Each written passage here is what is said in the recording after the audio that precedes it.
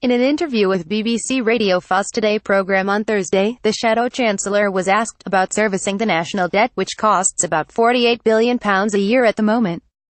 How much would it cost under Labour every year?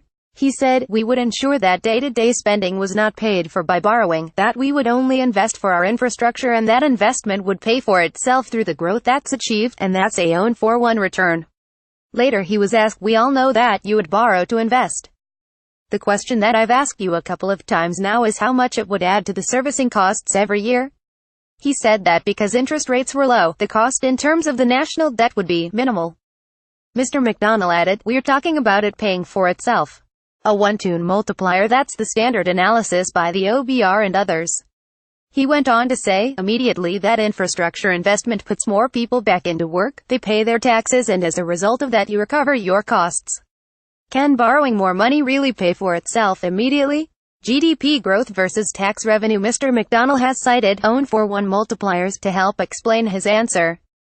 These are the kind of economic-y words that would impress even Michael Gove. Multipliers are measures that help the government to work out how much the national wealth will grow as a result of spending. For example, a multiplier of 1 to 4 means that for every pound of government spending, GDP will grow by 4 pounds. Different types of spending will have different multipliers. Mr. McDonnell is right to say that many economists think spending to invest in the economy has a multiplier of about own-for-one. In fact, the Office for Budget Responsibility puts it at slightly more than that. It estimates that if the government invests an extra £1 in the economy, GDP will grow by £1.10. So in that sense, Mr. McDonnell is right that Labour's planned investment would pay for itself in terms of growth.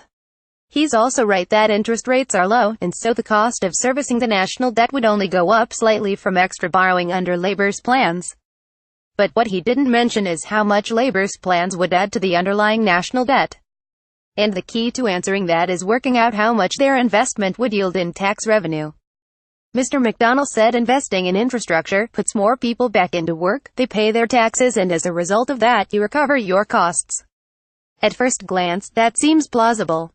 It's true that, as GDP rises, the government can expect to receive more in taxes as consumers spend more, which provides VAT revenue, and as workers earn more and pay more income tax.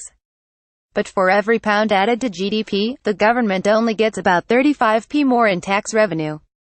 The chief economist at the Institute of Economic Affairs, Julian Jessup, pointed out this problem in an article earlier this year. He says that for increased government spending to fund itself through taxes, the fiscal multiplier would have to be implausibly high. He estimates that the multiplier would have to be about 1 to 3, assuming a tax-GDP ratio of 35%.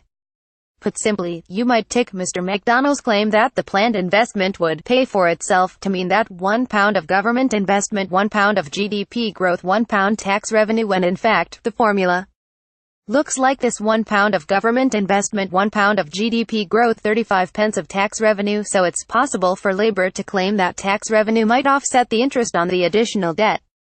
But there's no way that enough revenue could be raised to cover the additional debt itself.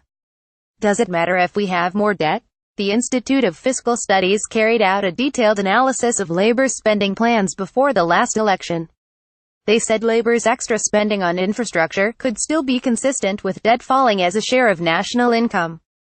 But they said the national debt would fall much more slowly than under Conservative plans.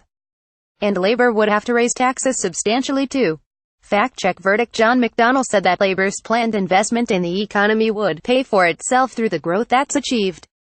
That part of his claim is correct. For every £1 of government investment, GDP will grow by £1 or even slightly more. He also said, immediately that infrastructure investment puts more people back into work, they pay their taxes, and as a result of that you recover your costs. Mr. McDonnell added that the increase in debt interest payments under Labour would be minimal. But when he talks about Labour's planned investment paying for itself, he's only talking about the interest on the debt, not the debt itself. In fact, for every £1 of additional investment, the government can only expect about 35p more in tax revenue. So the national debt would inevitably grow under Labour plans, and take longer to pay off. A Labour spokesman said, as this article clearly states, John McDonnell was asked about the costs of servicing the debt on Labour's borrowing for investment. The accusation that John McDonnell was not telling the whole story is entirely unfounded and inaccurate because he was not asked and did not discuss repaying the debt, a totally different question. It is clear that John McDonnell answered the question which he was asked truly and factually. The repayment of principal is accounted for within Labour's fiscal credibility rule, which mandates the next Labour government to reduce debt over the course of a parliament. It is ironic and deeply disappointing that a self-styled fact-check blog is factually inaccurate and seems to have misunderstood the distinction between the costs of servicing government borrowing as opposed to the repayment of the principal. Quote, amendments were made to this article on November 25 to clarify the difference between paying the interest on the national debt and paying the debt off. The headline was changed and an incorrect figure was removed. Labour Party, UK debt, UK economy.